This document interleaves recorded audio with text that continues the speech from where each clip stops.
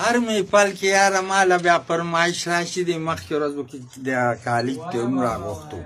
50 شاعران دي ماما یو ته انا هغوی به پکې اواز وکړه ماما ته اوس په خولې څه وایې نو مې دا نور زه په کونه وم پښتو مړولې شوې ده که نه په خولې څه وایې لکه خاکه نه وه نوم نه ورته خو ما خو تعلیم معلم نه ده کړی جټ غوندې کې هم خو وګرځېدم د جونګړې نه تر کلبه نو هر څه پته راته ولګېده نو ای ماما زه ته پکې په خولې څه وایې نو همدا نور زه په کونه وم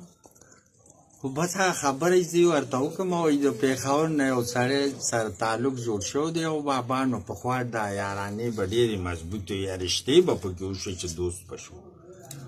انا هغه ته یې راشه یاره زموږ کلي ته چته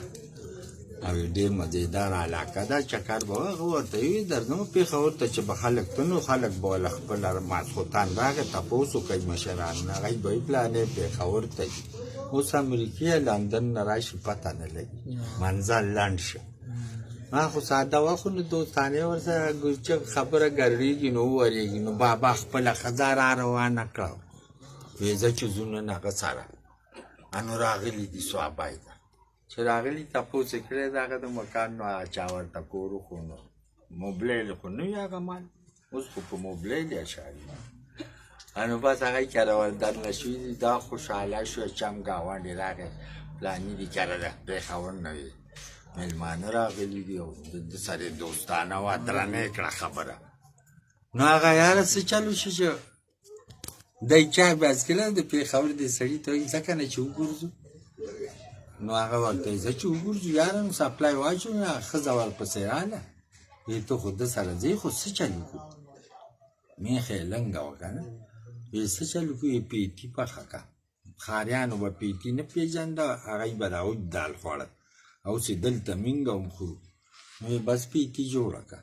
بس دی ګرځېدو نه چې راغلي دي نو لاس یې وینځلي 2 کټه یې جوخ که پیړي جوخته کړه غلبېل یې پکې کېښود دا کالوخاني طالب یې ورته ډک د پیتای نه نو چې هغه یې رانږدې شو نو مېلمه ته د پېښور وایي وارو که زه به درته ووایم نو بیا به یې خورې نو هغه غوړي وله سوچه راړه پیاله یې نیمه غوړي پکې واچول چوري یې کړه ورته چې چوري کړه نو هغه چې جوړه شوه یې خورئ هاي کلمه چې وایي نو را خولې ته که یو خوږه هم ده خره تېره شي ولې غوړي و پکې سوچه هغه چې روټه یې وخوړی شو نو د مالک ته وایي یا خارې وایي دا څه شی و یاره نو خوښه وانې چرګو او بلا خواږه دې ته جي پیتي وایي وایي دا څه نه وایي دا تاسو خو د چڼې دال وچکوئ که نه موږ ته پیتي جوړه کړو نو پیتي خو به تې هغه چا جوړوله چې سوچه غوړي به ورکړه نو هغه ښځې ته وایي دا نوم زده که د ده نه ما له به ښار کې دقه شان پیتي جوړې هغې ورته وایي ته هم یاد ساته بس د یاره شپه تېره کړې سهار راوتي مېلمانو لار ته غلطه شوې نو مخې نلنیر راغې نو هغې کې د ټول ځای هم نو دا خاوند ورته وایي لر شه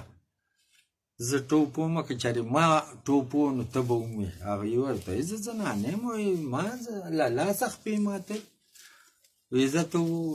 ټوپ نو هغه نښه مقرر کړه او یو ټس یې ختم نارینه هلته په غاړه پرېوت دې ته وایي دا کپان کې نه رادو کړه نو هغې بس شیل میل غونډ کړی دی رادو کړی خو چې ټوپ یې وکړو نو زنانه وه خو غاړې ته رسېدلې ده د ترخه ونیسله پرې نه وته ترې نیغې ودروله یې منې که نه یې منم